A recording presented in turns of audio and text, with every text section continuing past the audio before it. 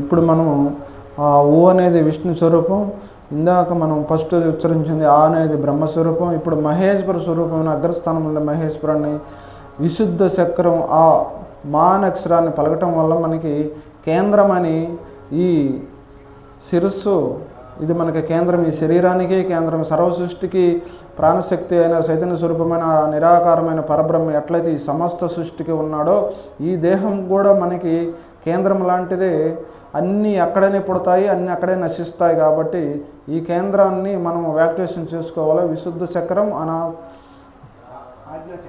ఆగ్నేయచక్రం, విశుద్ధ ఆగ్నేయచక్రం ఈ మా వల్ల యాక్టివేషన్ అవుతున్నాయి. అందువల్ల ఏం జరుగుతుందో తెలుసా? థైరాయిడ్ గ్రంథి యాక్టివేషన్ అవుతున్నది. థైరాయిడ్ గ్రంథి ద్వారా థైరాయిడ్ హార్మోన్ సిస్టమ్ సమంగా ఉంటుంది, పిల్లల సంతానం కలుగుతారు. లేకపోతే ఒళ్ళంతా కొంతమందికి వాసిపోతుంది, కొంతమంది సన్నగా అయిపోతారు, బక్కగా అయిపోతారు, వెంట్రుకలు ఊడిపోతాయి, సిక్కాగా ఉంటారు, పిచ్చోళ్ళుగా ఉంటారు. ఈ థైరాయిడ్ గ్రంథి సమంగా లేకపోతే ఏ పని సక్రమంగా చేయరు, శాంతి ఓర్పు సహనాలు వాళ్ళ దగ్గర ఉండవు.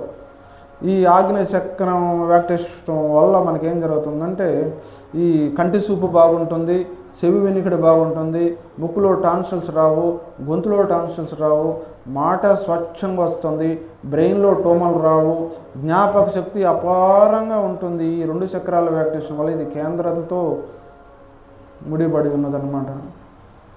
ఇదంతా వ్యర్థ పదార్థం, ఇది మాత్రమే కేంద్రము. సమస్తం అక్కడే పుడుతుంది, సమస్తం అక్కడే మాయమైపోతుంది. ఆరోగ్యపరంగా చూసుకుంటే ఇలాగ మనకి అనేక ఆరోగ్య సూత్రాలు ఈ కంఠం నుంచి ఈ శిరస్సు వరకు ఉన్నాయి. అలాగే ఆధ్యాత్మిక చింతన పోతే ఇది ఇక్కడ జీవస్థానము, ఇక్కడ మహేశ్వర స్థానము. ఈ జీవుని తీసుకుపోయి మహేశ్వరులోని కలపాలి. ఆ కలిపితే దివ్యమైన తుర్యాతీతమై మోక్షం ప్రాప్తి కలుగుతుంది, మనకి దైవ దర్శనం కలుగుతుంది, శాంతిగా ఉంటాం, సమాధి స్థితి వస్తుంది. తుర్యాతీతమే శాస్త్రారం. ఇప్పుడు దీనికి విశ్వమంతా నిండి ఉన్న ప్రాణశక్తిని మనం లోపలికి తీసుకుంటున్నాం. ఎక్కడ ఉన్నది ప్రాణశక్తి? విశ్వమంతా వ్యాపించి ఉన్నది, ఒక అణువు కూడా ఖాళీ లేకుండా. ఈ అణువు కూడా ఖాళీ లేకుండా ప్రాణశక్తిని మనము మానక్షరం ద్వారా నాలికని మడతపెట్టి పళ్ళుని లైట్గా బిగించి నాలికని సిరినాలికి తగిలిస్తాం, లేదంటే అంగిలికి తగిలిస్తాం. మనం అప్పుడు నోరు మూసేస్తాం కాబట్టి మనం ముక్కు ద్వారా శ్వాస తీసుకుంటాం, ముక్కు ద్వారా వదులుతాం. ప్రాణశక్తిని మనం బ్రహ్మరంధ్రం ద్వారా తీసుకున్నట్టు భావన చేస్తాం. మనకు ఒక దివ్యమైన కాంతి పోతుంది, దాన్ని గమనించుకునే శక్తి మీ దగ్గర ఉంటే గమనించుకోండి. దివ్యమైన శక్తి పోతుంది. మనకు అనేక లక్షల జన్మల నుంచి సంచిత పాపాలనే మలినం మనకు పట్టున్నది. ఈ మలినాన్ని ఆ దివ్యమైన తేజశక్తి మనకి దివ్య కాంతిమైన కోటి సూర్యుల ప్రకాశంతో లోపలికి పోతున్నప్పుడు ఈ మలినమంతా నల్లదంతా బయటికి వెళ్ళిపోతుంది. దివ్యమైన కాంతి మన దేహమంతా నిండిపోతున్నది. మన అంగాంగాల శక్తివంతం అవుతాయి, ఆరోగ్యవంతం అవుతాయి, శక్తివంతం అవుతాయి. ఆ నిరాకార పరబ్రహ్మగా మారే శక్తి కూడా ఈ అక్షరానికి ఉన్నది. నాలుకని మడతపెట్టే అక్కడ తగిలిస్తాం, అందరూ తగిలేరు. అలా చేయండి. మానక్షరం పలకాలి. నోటితో ఎలా పలకాలి? నాలుకనేం బిగించుంటాం, పళ్ళుని బిగించుంటాం, మరి శ్వాస ఒకటే ఆడుతుంది. ఇలాగ చేస్తే ఏమొస్తుందంటే ఇందాక మనం చెప్పిన ఈ శిరస్సు కాడి నుంచి వచ్చే వ్యాధులు, ఈ శిరస్సు కాడి నుంచి ఉండే ఏముందో అదంతా చెప్పరా. ఇప్పుడు తర్వాత ఇంకా ఆధ్యాత్మిక చింతలో ముందుకెళ్తే ఈ మా అక్షరమైన పలికితే ఏముందంటే ఈ శరీరమే మారిపోతుంది. ఈ శరీరమే సూక్ష్మ రూపమై పరమాత్మ దగ్గర పోయి శాంతి స్వరూపమై జనన మరణ దుఃఖ బాధల నుంచి బయటపడి శాంతి స్వరూపమై సుఖభోగాలను అనుభవిస్తుంది, స్వర్గాన్ని అనుభవిస్తుంది, లేదంటే మోక్షాన్ని చేరుకుంటుంది. ఆ అక్షరాన్ని మనం కానీ స్వీకరిస్తే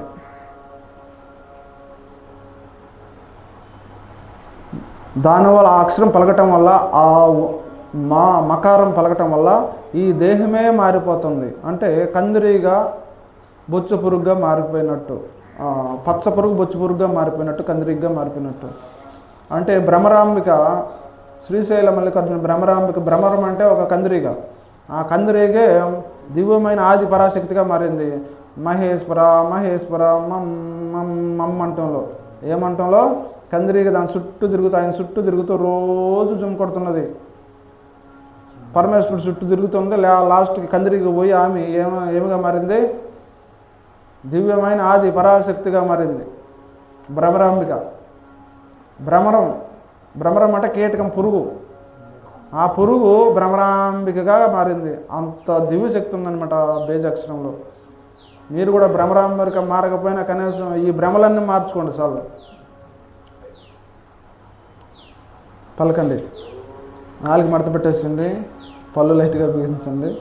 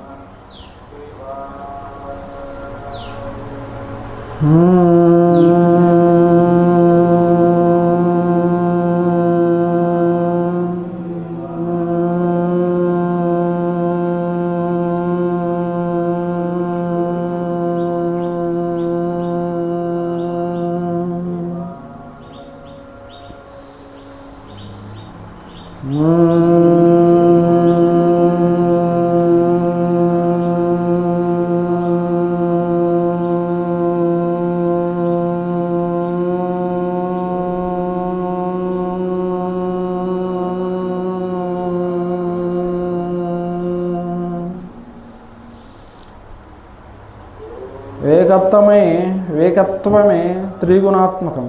త్రిగుణాత్మే వేకత్వం.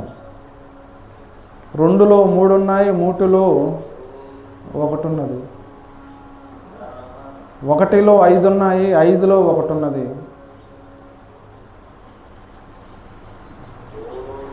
ఆ ఓంకారం నుంచే ఈ మూడు వచ్చాయి. ఇప్పుడు అంటిని కలిపిందే ఓంకారం కాబట్టి ఆ ఓంకారాన్ని మనం 3 తడవలో ఉచ్చరిస్తాం.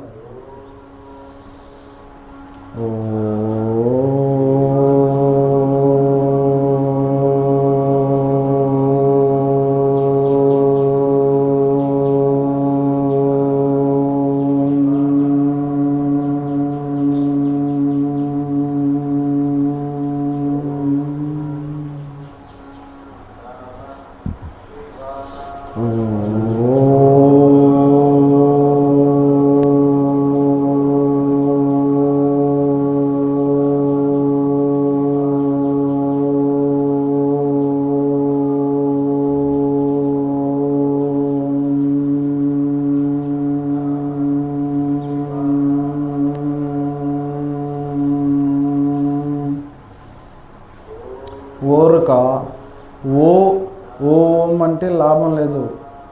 ఓ అంటాం, తర్వాత మా అనే అక్షరం పలుకుతాము. ఒకసారి గమనించుకోండి. మీకు ఓం అనేటప్పుడు ఇక్కడ మన మూలాధారం చక్రం వైబ్రేషన్ వస్తుంది. అది గమనించాలి. ఆ ఓంకారం చేసేటప్పుడు గమనిస్తే మీకు మూలాధారం చక్రంకి మనకి అక్కడ ధ్వని వైబ్రేషన్ వస్తుంది. అనాథ చక్రంలో వైబ్రేషన్ వస్తుంది. ఓ అనేటప్పుడు. మా అనేటప్పుడు చూడండి, కంఠంలో వైబ్రేషన్ వస్తుంది, శిరస్సులో వైబ్రేషన్ వస్తుంది. ఈ గమనించుకోవాలి. ఓరక ఎలాగంటే అలాగ పడితే ఓంక. అందుకోసమే ఇప్పుడు కూడా 60-70 సంవత్సరాల చిమానాయులు ఓం అంటానేవారో అది తెలీదు. ఆ వైబ్రేషన్ కనుక్కుంటే దైవశక్తి నీకు తెలుస్తుంది. ఇంకొకటే ఉంది. ₹1 భాగంలో 60 పైసలు ఓ అని పలకాలి, 40 పైసల భాగం మా అనే ఉచ్చరించాలి. అప్పుడు మాత్రమే ఓంకారం నుండి దివ్యశక్తి నీలోకి వస్తుంది. శ్వాస పూర్తిగా తీసుకొని ఓ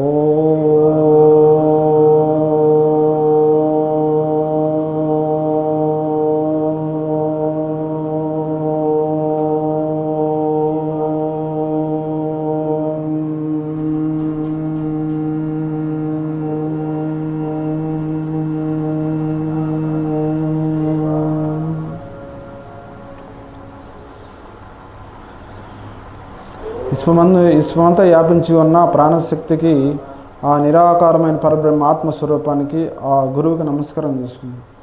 ఓం గురు బ్రహ్మ గురు విష్ణు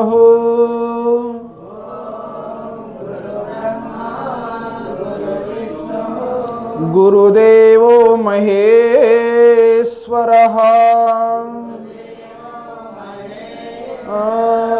గురు సాక్షాత్ పరబ్రహ్మ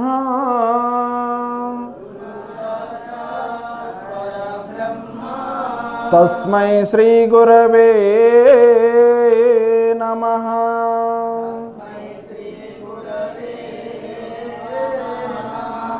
అఖండమండలాకారం వ్యాప్తం హేన చరాచరం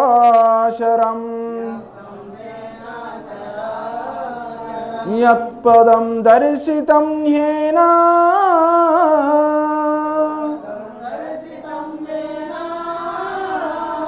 తస్మై శ్రీ గురవే నమః.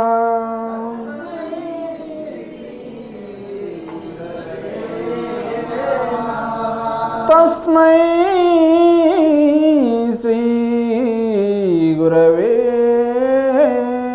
నమః.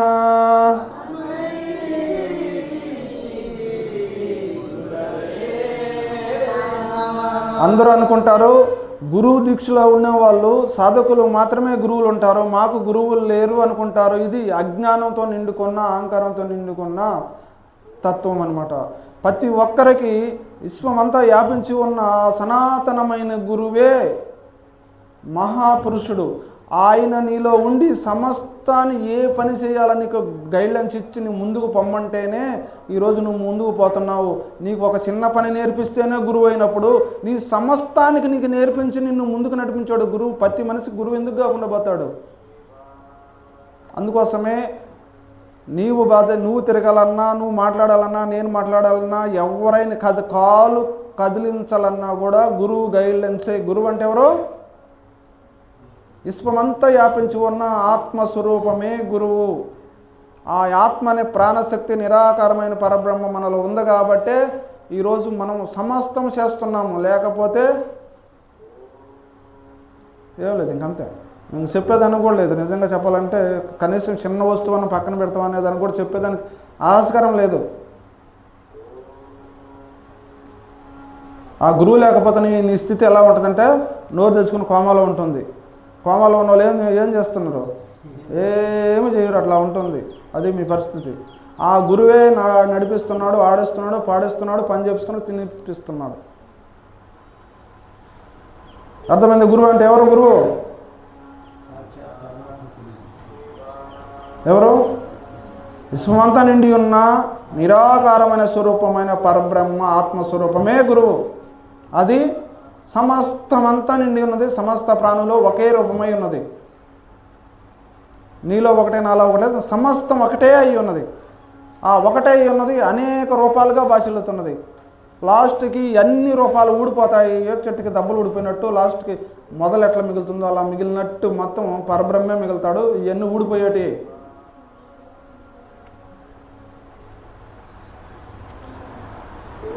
శ్రీ గురవే నమః. గురువు ఎవరైనారు? మాతృవత్ లలాయిత్రిష్య. ఆ నిరాకారమైనట్టి పరబ్రహ్మయే గురువై తల్లి రూపంలో ఉన్నాడు. నిన్ను గర్భంలో పెంచి పోషిస్తూ ఉన్నాడు. పితృవార్త్ మార్గదర్శక. ఆ గురువే నీకు తండ్రి అయి నిన్ను పుట్టిన తర్వాత తండ్రి మార్గదర్శకాన్ని చూపిస్తే, నాయన ఈ పని చేసుకో, ఇలాగుండి ఇలాగ జీవించమని మార్గదర్శకాన్ని ఒక సత్యాన్ని చూపిస్తున్నాడు. ఓం గురు సత్యాయే ప్రజ్ఞాయుత సయా. ఉన్నది గురువే. గురువే సత్యం, గురువే ప్రజ్ఞ, గురువే నిజమని చెప్తున్నది శాస్త్రం. ఓం శ్రీ గురవే నమః.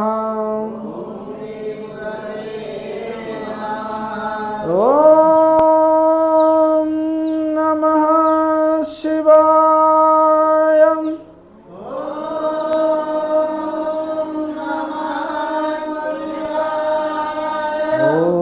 ఓం నమః శివాయ.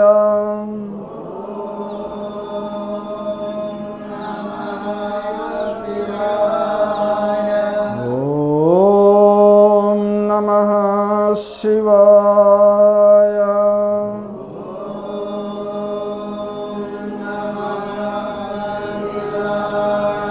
ఓం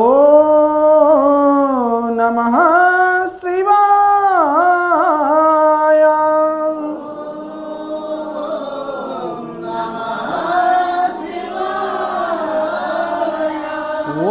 ఓం నమః శివాయ.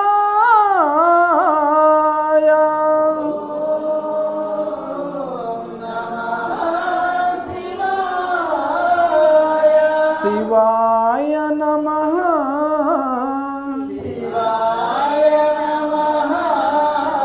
శివతరాయ నమః.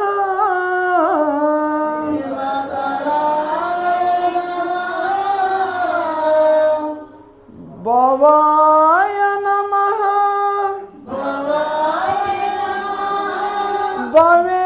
భవేశ్వరాయ నమో నమః.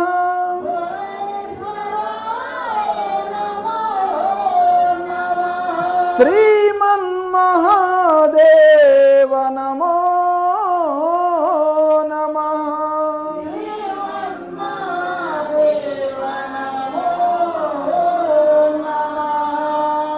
వేకైక ద్వంద్వము ద్వంద్వైత వేకమై ఉన్నాయి గురువు పదములు. మీ పాద కమలంబులే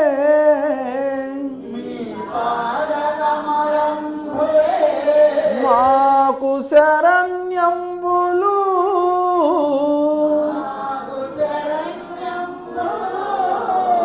నీ పాదరక్షలే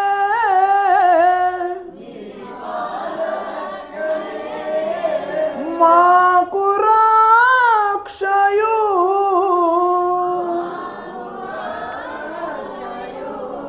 మీ పాదరక్షలే మాకు రక్షయు.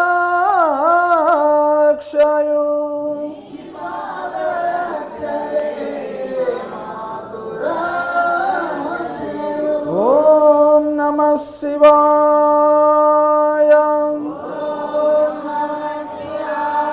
ఓం నమః శివాయ. ఓం నమః శివాయ. ఓం నమః శివాయ.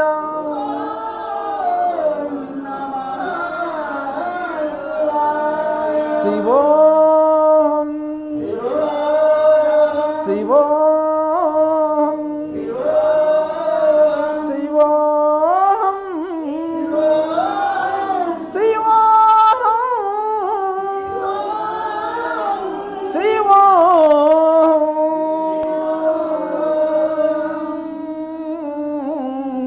శివోహం.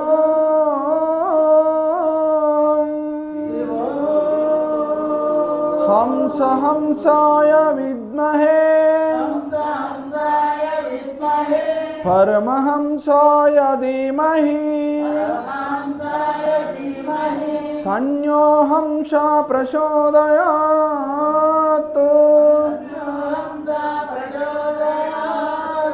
ఓం భూర్భువః స్వః తత్సవితుః వరేణ్యం భర్గో దేవస్య ధీమహి ధియో యో నః ప్రచోదయాత్. ప్రచోదయాత్. ఓం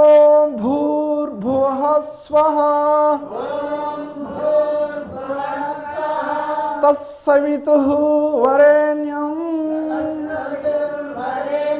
భర్గో దేవస్య ధీమహి ధియో యో నః ప్రచోదయాత్ ప్రచోదయాత్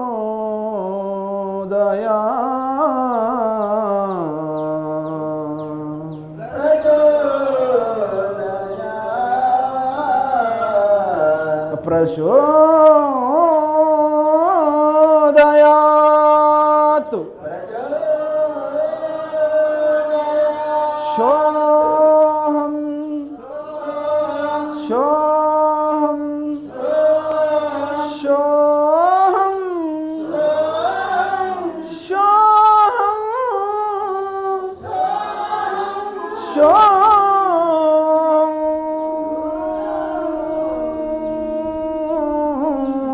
శివోహం శివోహం.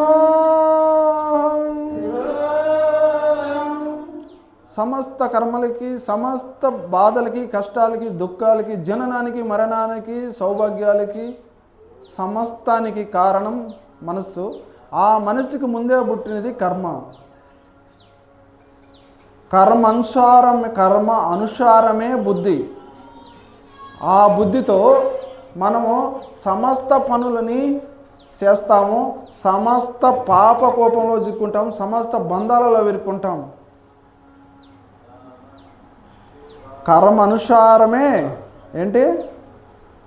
కర్మ అనుసారమే బుద్ధి. ముందు కర్మ పుడుతుంది, తర్వాత మనసు పుడుతుంది. మనసు ద్వారా బుద్ధి ఏర్పడి బుద్ధిని నిలకడ చేస్తుంది, ఆ కర్మలు చేపిస్తుంది. అందుకోసం జననానికి, మరణానికి, దుఃఖానికి, పుణ్యానికి, పాపానికి, మోక్షానికి, సమస్తానికి కారణం మనసు కాదు, కర్మే కారణం. ఏంటి? కర్మే కారణం. ఏంటి? కర్మే కారణం. అందుకోసం కర్మ చేసేటప్పుడు తెలుసుకొని చెయ్యాలి. కర్మని అనుభవించేటప్పుడు కూడా ఇది ఎంతవరకు మనకు మేలు చేస్తుంది, ఎంత ఆదాయం చేస్తుంది, ఇతరులకు ఎంత చేస్తుంది, మనకి ఎంత చేస్తుంది, లేకపోతే మనల్ని పాతాళలోకాన్ని దొక్కుతుందా, మనల్ని ఉద్ధరిస్తుందా అని తెలుసుకోవాలి ప్రతి మనిషి.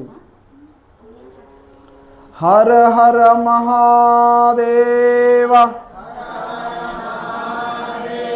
హర హర మహాదేవ,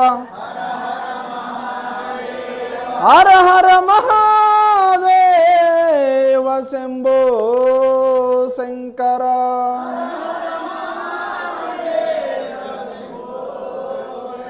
హర హర మహాదేవ శంభో శంకర.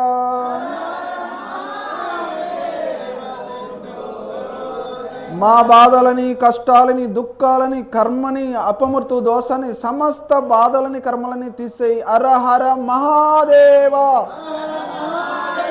మాకు శుభాలని, సుఖాలని ఇవ్వయా మహాదేవ. నమం పార్వతీపతయే. హర హర మహాదేవ శంభో శంకర. చంద్రశేఖర చంద్రశేఖర చంద్రశేఖర పాహి మాం.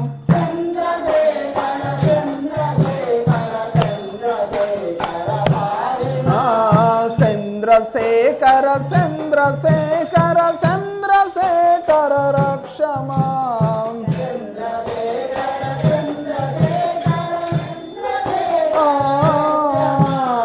చంద్రశేఖర పాహి మాం. చంద్రశేఖర రక్ష మాం. చంద్రశేఖర చంద్రశేఖర చంద్రశేఖర పాహి మాం.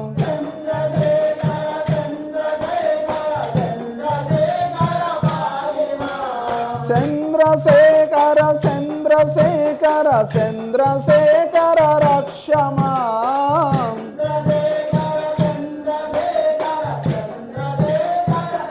ఇప్పుడు ఏం చెప్పుకున్నాం ఇందాక? బాధల్ని, కష్టాలని, దుఃఖాలని, సమస్త అపమృత్యు దోషాలను మాకు తీసేసి ఆ దివ్యమైన సుఖాన్ని, భోగ భాగ్యాలను, సంతోషాన్ని, ఆనందాన్ని ఇవ్వయ్యా. హరహర మహాదేవ శంభో శంకర అనుకున్నాం. చంద్రశేఖర చంద్రశేఖర చంద్రశేఖర రక్షమా,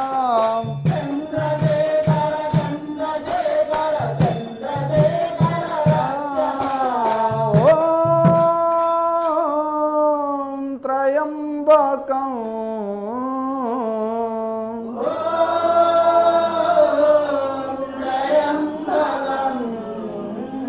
యజామహే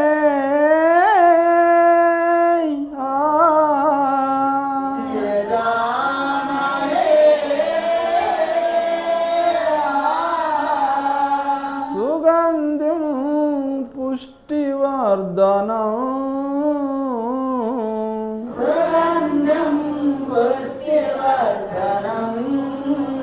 ఉర్వారుకమివ బంధనం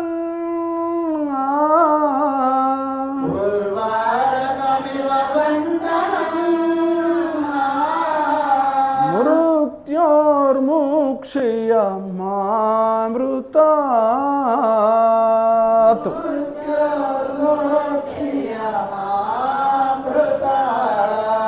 మా కష్టాలన్నీ తీసేవయ్యా, మా బాధలన్నీ తీసే, మా దుఃఖాలను తీసి, అపమృత్యు దోషాలను తీసేసి, ఆ అపమృత్యు దోషాలను తీసి మాకు అమృతుల్యమైన జన్మనివ్వు. ఈ 3 బంధాలు, జన్మ, కర్మ, మరణం అనే దాన్ని కూడా తీసేయి. ఈ 3 బంధాల నుంచి కూడా తొలగించేయి. 3 లోకాలను వెళ్ళేవాడా, త్రిగుణాత్ముడా, త్రినేత్రధారి, త్రిశూలపాణి. హరహర మహాదేవ, హరహర మహాదేవ, హరహర మహాదేవ. చంద్రశేఖర చంద్రశేఖర చంద్రశేఖర పాహిమా,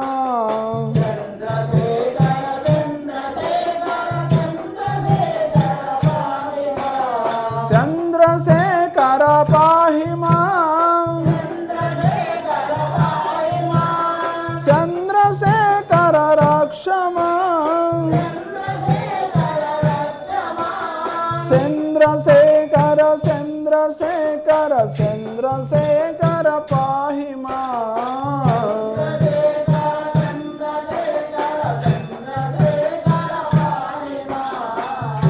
ఓం నమః శివాయ. ఓం నమః శివాయ.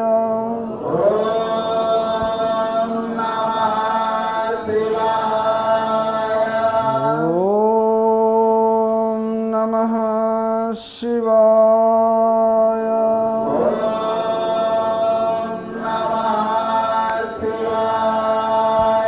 ఓం నమః శివాయ.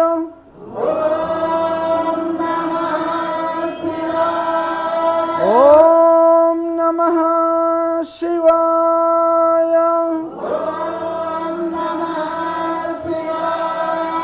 ఓం నమః శివాయ.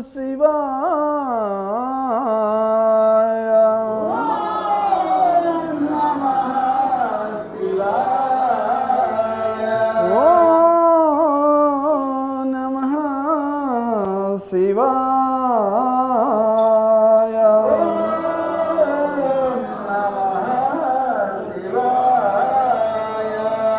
ఈశ్వర సంతానమైనట్టు మీ హృదయం అందున్న చైతన్య స్వరూపానికి, ఆత్మస్వరూపానికి ప్రణమిలుతున్నాను.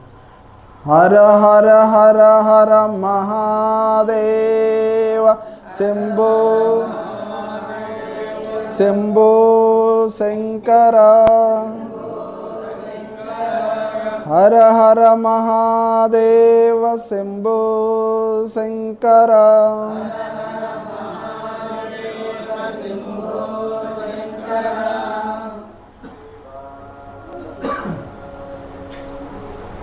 ఈ యావత్ ప్రపంచమందు అనేక జీవులు ఉన్నాయి. ఎన్ని జీవులు ఉన్నాయి? 84 లక్షల జీవులు ఉన్నాయి. 84 లక్షల జీవులుంటే 84 లక్షల జీవుల్లో ఒకే జీవి ఏమైంది? ఉత్తమమైన జీవి, ఉత్తమమైనది ఏమిటి? ఏదది చేస్తుంది? ఏం మోసం చేస్తుంది తర్వాత చెబుతా. దీన్ని మరి దాన్ని వేస్ట్ చేసుకుందామా, వృధా చేసుకుందామా, పాడు చేసుకుందామా, పతనం చేసుకుందామా, ఏం చేద్దాం? ఏం చేయాలి? దీన్ని తనకరా ఏం చేయాలి? ఈ జన్మ ఏంటి? ఏమి జన్మరా 83,99,900 జీవుల్లో ఉత్తమమైనది మానవ జన్మ. మానవ జన్మ ఏంటి? ఎన్ని జన్మల పుణ్యమో అంటే ఈ 83 లక్షలకు లేని జీవులకి పుణ్యము ఈ మానవ జన్మకే ఉన్నది. ఈ మానవ జన్మరా, ఇది ఉత్తమమైన జన్మ లేకుంటే వేరే జన్మ, పాడిపోయిన జన్మ. ఇది ఉత్తమమైన జన్మ కాబట్టే ఇప్పుడు మీరు ఇక్కడ కూర్చున్నారు, చదువుకుంటున్నారు, ఉద్యోగాలు చేస్తున్నారు, బీరకాయలు వేంపుకున్నారు, పచ్చిమిరకాయలు పచ్చడి దంచుకుంటున్నారు, బిర్యానీ చేసుకుంటున్నారు, అన్నీ చేస్తున్నారా లేదా? అదే కానీ ఒక కోడి గారు మీరు బెండకాయలు ఎప్పుడు పెట్టండి, కుక్క గారు మీరు దొండకాయలు పచ్చడి దంచుతుందా? అన్నీ తెచ్చుకొని అనేక రకాలుగా ఏపులు పెట్టుకొని పులుసు పెట్టుకొని తింటారు. ఏ జంతువైనా తింటుంది. ఆ మురిగిపోయింది దొరికినట్టే మట్టిలో వేసుకొని ఉప్పు లేకుండా, కారం లేకుండా, ఏం లేకుండా తింటున్నాయా లేదా? వర్షానికి ఎండుతున్నాయి, ఎండలకి ఎండుతున్నాయి. ఇది ఒక్కటే అమృత తుల్యమైన జన్మ. జలంలో పోతుంది, ఆకాశంలో పోతుంది, భూమిలో పోతుంది, గాలిలో కదులుతుంది, కొండల్లో దాంకుంటుంది. ఇది అనేక సౌకర్యాలు చేసుకుంటుంది. ఇప్పుడు మనం కాబట్టి ఏసీలు పెట్టుకున్నాం, ఫ్యాన్ వేసుకున్నాం, అన్నీ చేసుకున్నాం, మంచి బెడ్ల మీద కొనుక్కుంటున్నామా లేదా? అవతల 83,99,900 జీవులు చూడండి ఎక్కడ ఉన్నాయో. ఏమైనా ఒకటన్నా ఏసీ పెట్టుకుని ఉందా? ఒకటన్నా బెడ్ మంచం పెట్టుకుని ఉందా? ఒకటన్నా ఇల్లు సరైన ఇల్లు కట్టుకుని ఉందా? ఎన్నో జన్మల పుణ్యఫలం వల్ల, లక్షల పుణ్యఫలం వల్లే ఈ మానవ జన్మ మనకి వచ్చినది. ఎన్ని జన్మల పుణ్యమో ఈ మానవ జన్మరా. దీన్ని ఎలా చేయాలంటే అమృత తుల్యమైన జన్మం చేయాలి, దివ్యమైన జన్మం చేయాలి, సుగంధ పరిమళమైన వాసనతో వెదజల్లేటట్టు చేయాలి. ఈ సమస్త ఎప్పటి నుంచి ఉన్నాయి మన కర్మలో?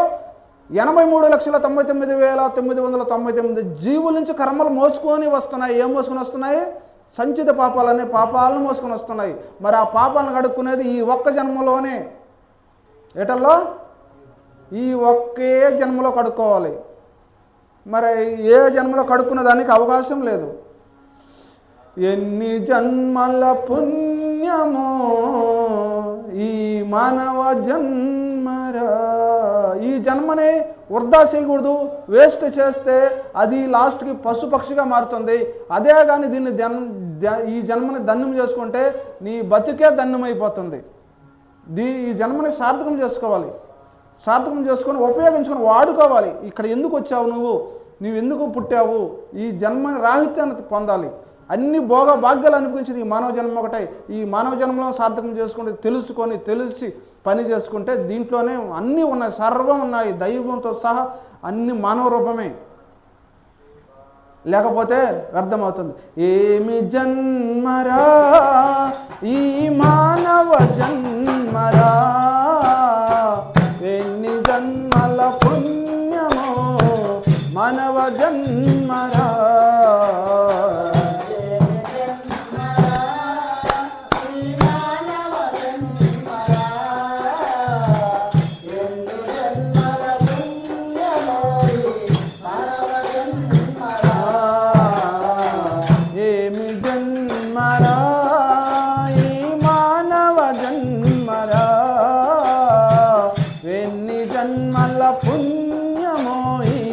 మానవ జన్మరా.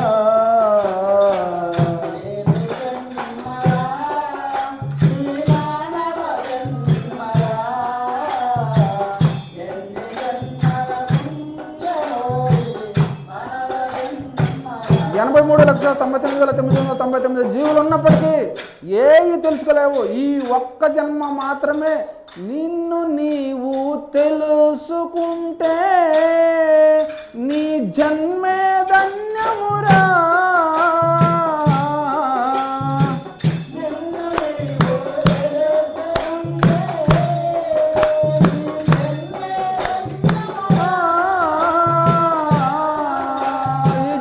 కలుమూచుకొని ఉండకూడదు. నిన్ను నువ్వు తెలుసుకోవాలి.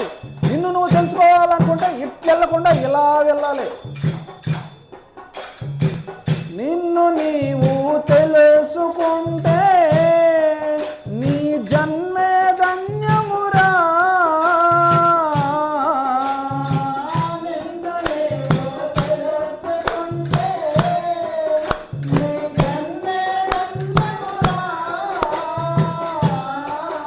లేదంటే నీ జన్మే వ్యర్థమురా.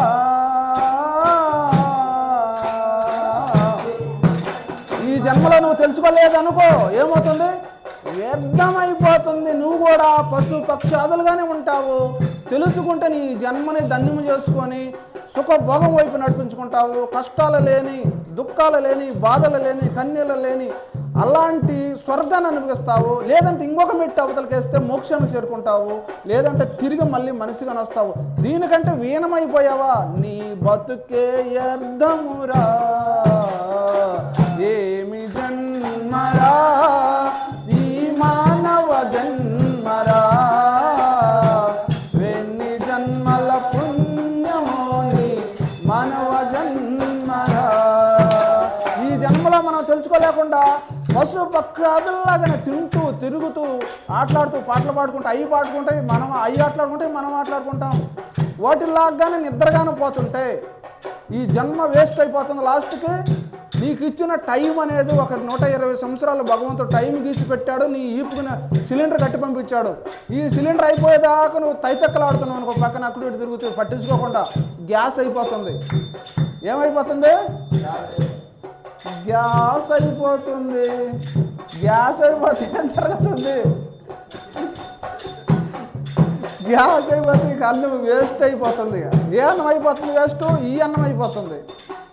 అందుకోసమే పశు పక్షాదులు క్రిమి కీటకాలుగా అలా కాకుండా నీవు నీ జన్మను తెలుసుకొని దీన్ని అమృతతుల్యంగా చేసుకుంటే నీ నీ జన్మే ధన్యమురా.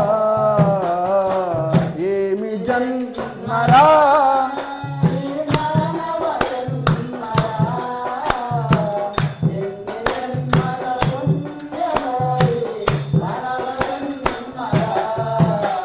అనేక 83,83,99,900 జన్మలో వేటింగ్ చేసావు. దేనికోసము?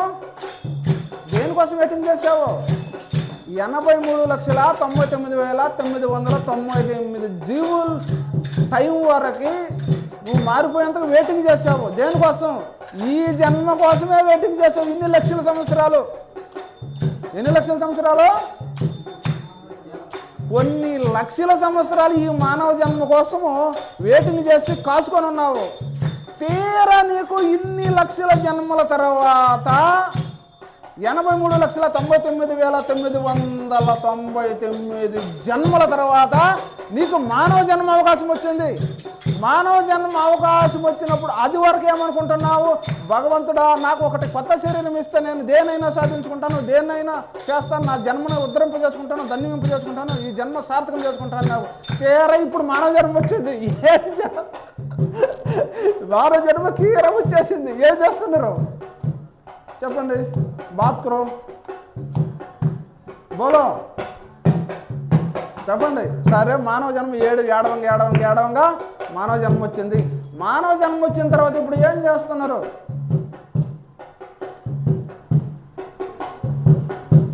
ఏం చేస్తున్నామంటే ఇప్పుడు పశు పక్షాదులులాగా జీవిస్తూ ఉన్నాము. మానవ జన్మ ఉత్తమని తెలియక అజ్ఞానములో పడి ఉన్నాము.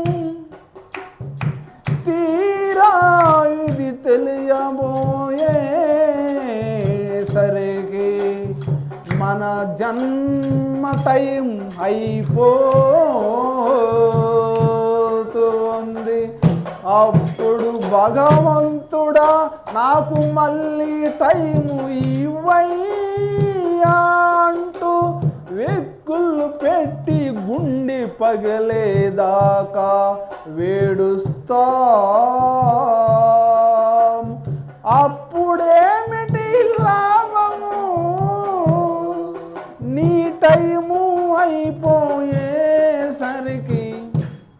ఏంటి లాభము? ఈ టైం అయిపోయేసరికి ఏం చేయాలి? నీకు భగవంతుడు అనేక జన్మలు ఎత్తిన తర్వాత విజ్ఞానం అయిపోతే నీకు ఒక జన్మ ఇచ్చాడు, ఉత్తమమైన జన్మ ఇచ్చాడు. దాన్ని సాధకం చేసుకోకుండా అనేక ఈ ప్రపంచం పైన పరిగెత్తి అనేక అక్రమాలు, అనేక దుఃఖాలు, అనేక నరకాలు, అనేక పాపాలు చేసి మళ్ళీ వెనక్కి వెళ్ళిపోయి ఈ ఉత్తమమైన జన్మను సాధకం చేసుకోలేక, మానవ జన్మను అమృతుల్యంగా మార్చుకోలేక మళ్ళీ ఎక్కడికి వెళ్తున్నాడు? ఈ టైం అయిపోయిన తర్వాత ఎక్కడ నీకు మళ్ళీ అక్కడ తెలుస్తుంది. మరణించిన తర్వాత తెలుస్తుంది, పుట్టిన తర్వాత తెలుస్తుంది. పుట్టే ముందు తెలుస్తుంది, మరణించిన తర్వాత తెలుస్తుంది. నీ జన్మను వేస్ట్ చేసుకున్నాను, భగవంతుడు చెప్పిన మాట నిలబెట్టుకోలేకపోయినాను, భగవంతుడా నాకు ఇవ్వు అని కన్నీళ్లు పెట్టుకొని బాధపడితే లేదు. ఎన్ని జన్మల పుణ్యమో ఈ మానవ జన్మరా,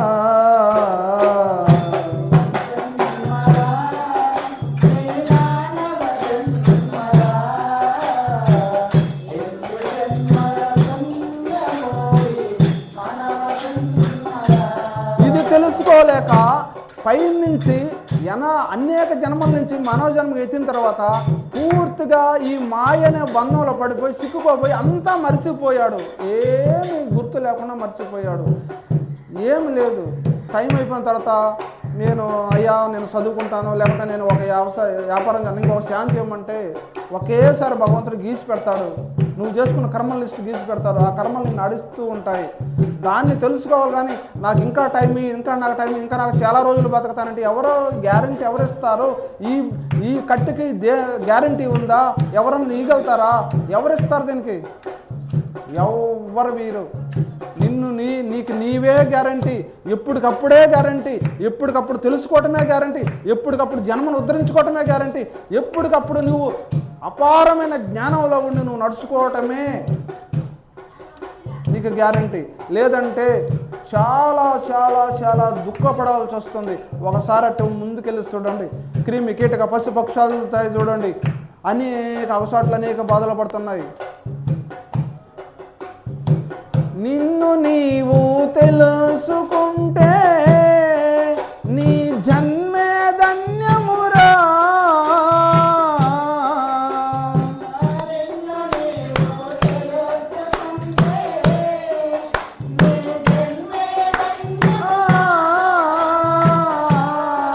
ఎవరని తెలుసుకోవాలి? నిన్ను నువ్వేమని తెలుసుకోవాలి? నేను ఈ శరీరం అని తెలుసుకోకూడదు. నీ లోపల కోటి సూర్యుల ప్రకాశంతో దివ్యమైన కాంతులతో వెలుగుతున్నది. అది విశ్వమంతు నిండియున్న నిరాకార ఆత్మస్వరూపం.